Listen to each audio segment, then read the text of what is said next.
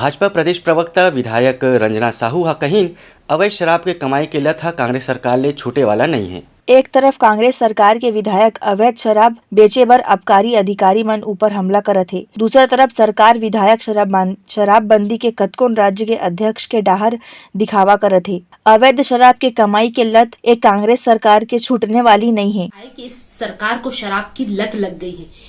एक तरफ ये शराबबंदी की बातें करते हैं और इनकी जो कमेटी बनी है वो भिन्न भिन्न जगहों का दौरा करती है।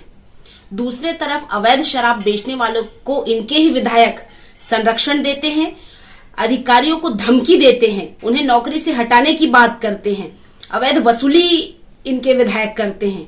ये किस तरह की सरकार चल रही है? माननीय मुख्यमंत्री जी, अब प्रदेश की जनता समझ गई है कि केवल और केवल शराब के अवैध वसूली से यह सरकार चल रही है। ब्यूरो रिपोर्ट उत्तलंघा news. Soar Sandesh, the buzz on Utlangha News Channel, national and international bulletin in Chhattisgarhi and English language.